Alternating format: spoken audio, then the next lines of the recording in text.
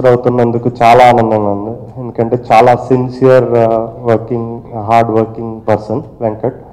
అతను ప్రొడ్యూసర్గా నిలబడితే చాలా చాలా హ్యాపీ ఫీల్ అయ్యేవాళ్ళు నేను ఒకడిని. తను ప్రొడ్యూసర్ అవడానికి మెయిన్ కారణం నిత్య చాలా సపోర్ట్ చేసి తనని ప్రొడ్యూసర్ చేసింది. సో దానికి నిత్య థ్యాంక్స్. అండ్ సెకండ్ థింగ్ ఏంటంటే మన తెలుగు ప్రేక్షకులు మంచి సినిమాని ఎప్పుడూ ఆదరిస్తూ ఉన్నారు. మొన్న రీసెంట్గా ఓకే బంగారం ఇదే పేరుతో చాలా పెద్ద హిట్ అయింది. మళ్ళీ అదే పేరు మళ్ళీ ఈ సినిమాతో మీ ముందుకు వస్తున్నారు. ఇది కూడా అంతే పెద్ద హిట్ అవుతుందని ఆశిస్తున్నాం. మొన్న బెచ్చగాడు కూడా చూసాం, ఎంత అద్భుతమైన విజయం సాధించిందో. సో మంచి కంటెంట్ ఉన్న సినిమాలకి తెలుగులో ఎప్పుడు చాలా మంచి ఆదరణ లభిస్తుంది.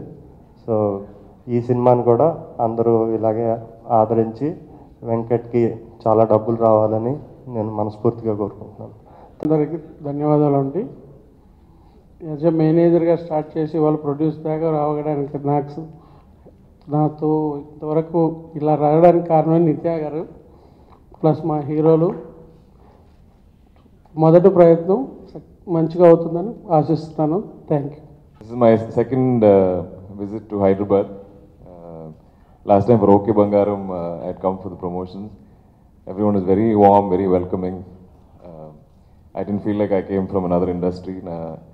I feel like I was part of the same industry that all of you are supporting. So from Ustad Hotel time, I've had people from Andhra watching our films. I think they always appreciate good cinema whichever language it is. And so always, even if it's Malayalam movies, I have people from here who write to us or even connect to me on social media who appreciate the movies. So I think the people of Andhra are so welcoming of movies from all over the country or even out of the country. So I'm very happy to be here. Happy that another film of ours is being dubbed here. I think that way it makes it easier for the people to understand.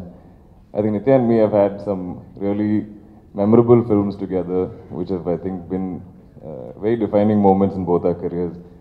So more than happy to be here and support the film here today. And best wishes to Venkat on his maiden project, and also to the producers and distributors for supporting the film.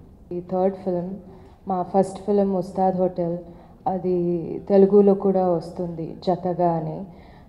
ఆ film చాలా మంచి film, national award winning film అది. Our second film together was OK Bangaram, అది కూడా చాలా మంచి film. So అందరూ దీనికోసం చాలా ఎదురు చూస్తున్నారు.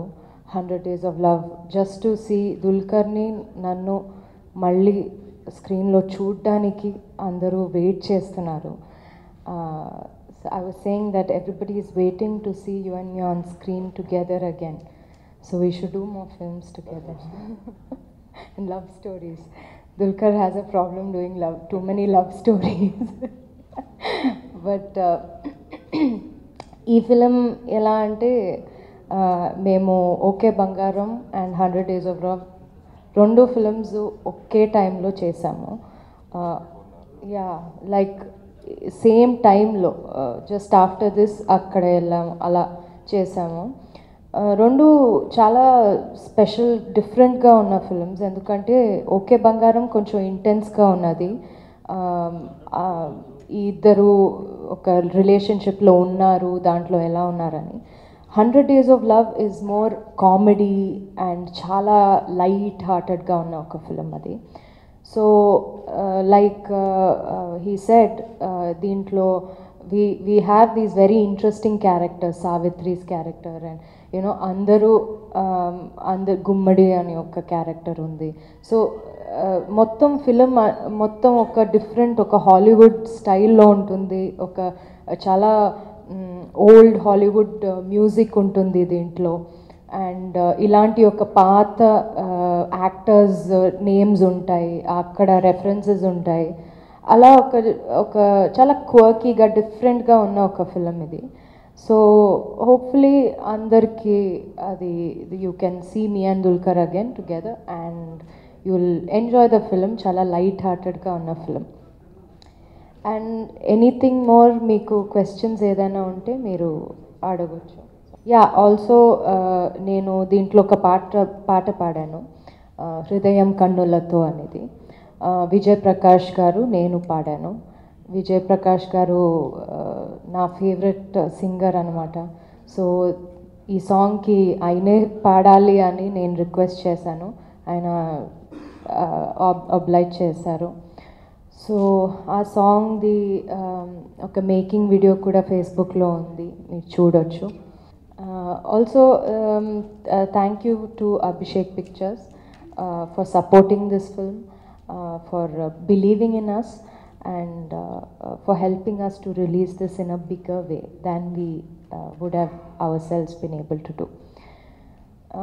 We are open to questions, all of us, so meeku edana adagalante you can ask. Actually ga 26th 100 days of love undi, first ki Janata Garage, 9th ki inkokadu, and dan tarvata mana Sudeep gartho chesin film adi dan tarvata vastundi. So నాకు I think ఎప్పుడు ఇలాగే అనుకుంటా, ఒకేసారి అన్ని films 4-5 films వచ్చేస్తాయి. So yeah it always came together. Kanchana, okay బంగారం, అన్నీ. So ఏదో అలా వస్తుంది, నాకు సైక్లిక్గా వస్తుంది. So I'm not surprised. I think I hadn't done, at the time of signing 100 Days of Love, I hadn't done many out-and-out love stories. Like you said, I've done a lot of these coming-of-age movies where the love track was just a secondary track, maybe. And in this, the love angle was what the entire film was about. So I think I wanted to explore that. But for me, somehow, like, always genres seem to come together, even though I sign movies differently. It does. Like, I had love stories come together. I had these coming-of-age movies come together. And of late, I've had, like, dark sort of action movies come together. I don't know. I don't sign it like that. I always try to like balance it, but no, but somehow they seem to like line up together. I don't plan for that. I ideally want, you know, one movie in a different genre, like, you know, and have a full year filled with different movies. But somehow or the other, I think logistically these things move around and that happens. I think right place at the right time, more than anything else. I don't think us as actors of this generation have had any difference in attitude to what people before us have had. But I think every time there's a great new wave happening in cinema, I think those of us artists who are there at that right time at the right place, I think we get lucky to ride that wave. Actually, a lot of people keep, suggesting us to do more love stories together. But I think I'm very particular that I want to do interesting love stories. So, you know, I think all these three have been unique. Prasad Hotel has been interesting. This is kind of like how both of us would have met. If Okay Bangaram is what happens after we meet, I think 100 Days of Love is how we meet. So, in that sense, I think the next time we work together, I want to find something that's even more interesting than this, not similar to stuff we've done before. Not really. I think when you watch the film, you'll understand. But that is a very interesting format where the entire film is very conversational. But I don't know how we can apply that to, you know, our form of commercial cinema. Because it was just a couple traveling and talking. But I think the conversation is what matters. But I keep thinking I want to explore something like that also.